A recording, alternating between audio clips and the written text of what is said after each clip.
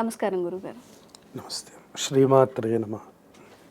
గురుగారు, అయితే చాలామంది వాళ్ళ ఇంట్లో ఏదైనా పరిస్థితులు బాగాలేనప్పుడు కానీ, పెళ్ళిళ్ళు జరిగినప్పుడు, ఉద్యోగాలు రానప్పుడు టెంపుల్స్కి వెళ్ళి మొక్కుతూ ఉంటారు. అంటే మాకు ఇది జరిగితే తలనీలాలు సమర్పిస్తామని కానీ, పొంగళ్ళు పెడతామని కానీ, ఇలాంటి చాలా చాలా మొక్కుతూ ఉంటారు. ఏదైనా ప్రసాదాలు వండి పెడతాము పర్వదినాల్లో అని చెప్పి.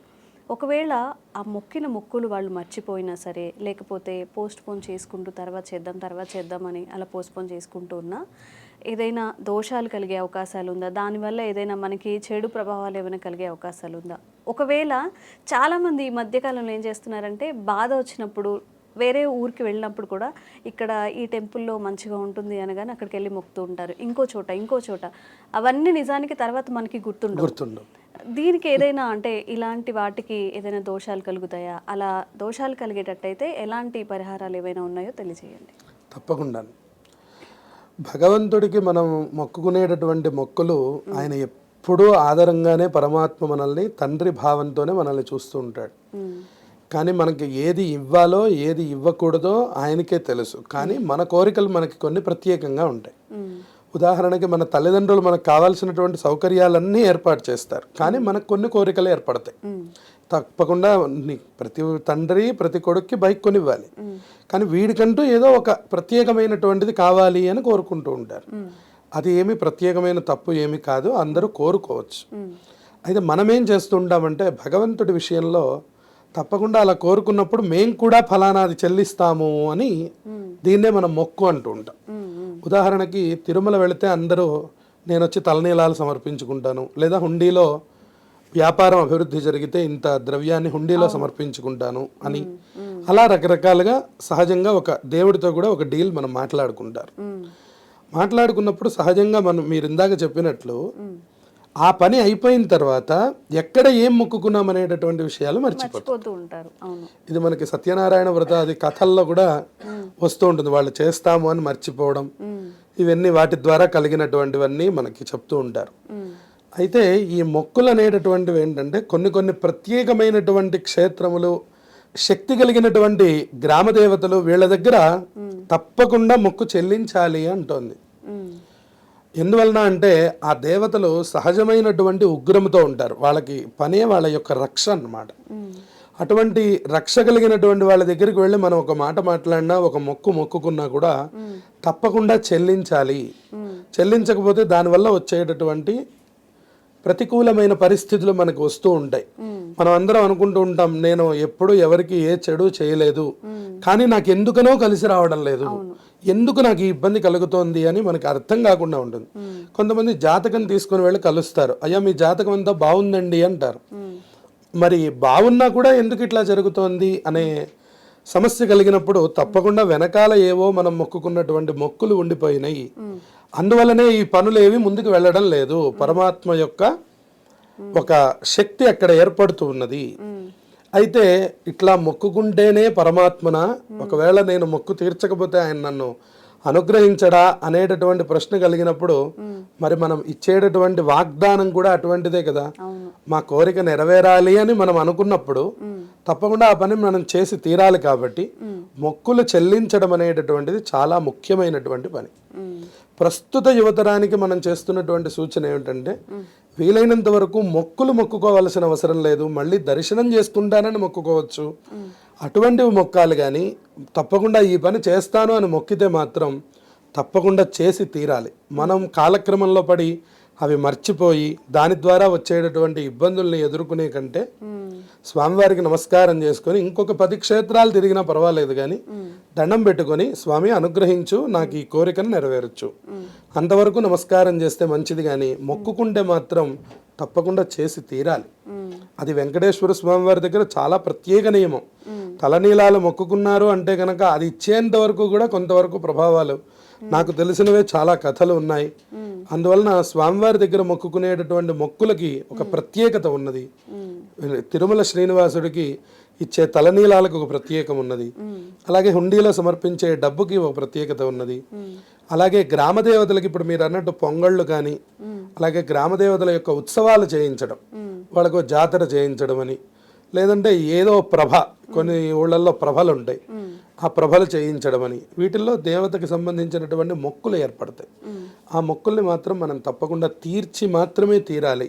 అది ఏమిటనేటటువంటిది ఒక 4 రోజులు ఆలోచించి గుర్తు తెచ్చుకొని చేసినా పర్వాలేదు, కానీ మొక్కు చెల్లించకుండా మాత్రం మనం ఉండకూడదు. మొక్కులు అనేటటువంటివి మాత్రం తప్పకుండా ఉంటాయి.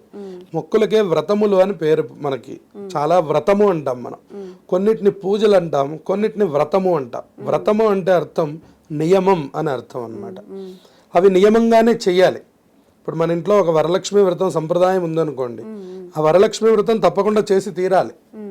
ఒక శుక్రవారం మనకి ఏదైనా ఆడవాళ్ళకి ఇబ్బంది వస్తే రెండో శుక్రవారం, మూడు కాబట్టి 4, కొన్ని శ్రావణ మాసాల్లో 5 కూడా వస్తాయి. ఇక 5 వారాలు కుదరలేదు అనడం ఆ సంవత్సరానికి మనం చేసేటటువంటి దోషం అవుతుంది. అందువల్ల వ్రతము అన్నా ఈ మొక్కులన్నా వీటన్నిటిని కూడా తప్పక ఆచరించి నియమంగా చెయ్యాలి అనేటువంటిదే అందులో ఉన్నటువంటి అర్థం మనకు కనబడుతుంది. కాబట్టి మొక్కుకునేటప్పుడే 1కి 10 సార్లు ఆలోచించి జాగ్రత్తగా ఈ మొక్కుని మనం మళ్ళీ తీర్చగలము అనుకునేటటువంటి మొక్కును మాత్రమే మొక్కుకోవాలి. ప్రత్యేకంగా ఈ కాలంలో మరీ ఎక్కువగాను, ఎందుకంటే అన్ని సమస్యలుగానే ఉన్నాయి. మానసికమైనటువంటి మనోబలం తగ్గిపోవడమే మొక్కులకి కారణం. మనోబలం గనక పూర్తిగా ఉన్నట్లయితే ఇవాళ కాకపోతే రేపు పరమాత్మ అనుగ్రహిస్తాడు అనే నమ్మకం ఉంటుంది. ఈ మనోబలం తక్కువ అవడానికే మనం వెంటనే మొక్కులు మొక్కుతూ ఉంటాం అన్నమాట. స్వామి నాకు ఈ పని వెంటనే పూర్తి చేయాలి అని. స్వామి అనుగ్రహిస్తాడు. ఆ తర్వాత ఉండే ప్రమథగణాలు ఉంటాయి, వాళ్ళందరూ ఆ మొక్కు తీర్చకపోతే స్వామివారికి వాళ్ళు ఊరుకోరు. కాబట్టి ఆ చుట్టూ ఉండేటటువంటి ప్రమథగణాలు ఏవైతే ఉన్నాయో అవి మనల్ని ఇబ్బందులకు గురి చేస్తుంటాయి. కాబట్టి మొక్కులు అనేవి తప్పకుండా తీర్చి తీరాలి. అటువంటివే మొక్కుకోవాలి, వాటిని తప్పకుండా చెల్లించాలి.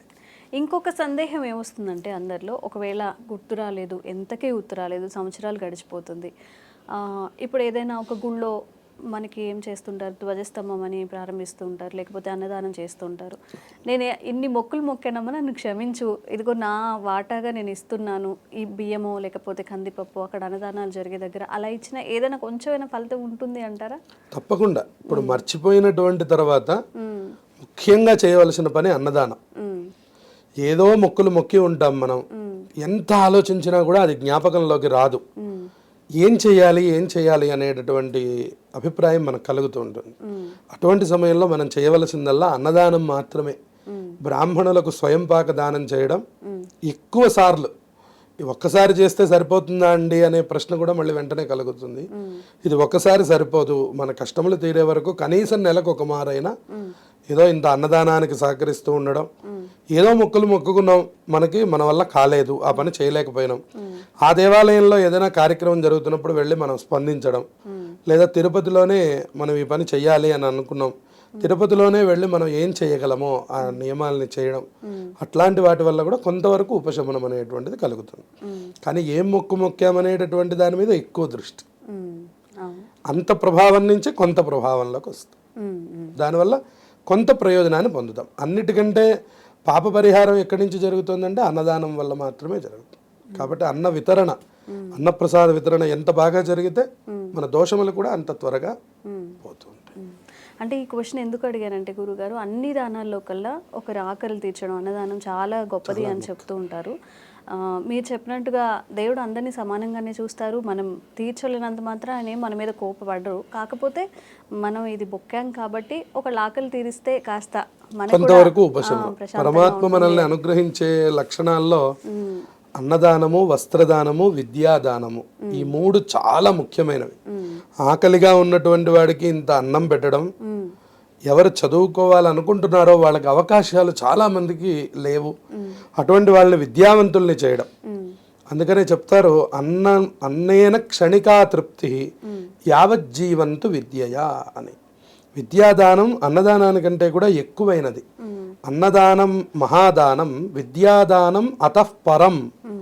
విద్యాదానం ఒక మెట్టు ఎక్కువైనటువంటిది అని చెప్తున్నారు. ఎందువలన?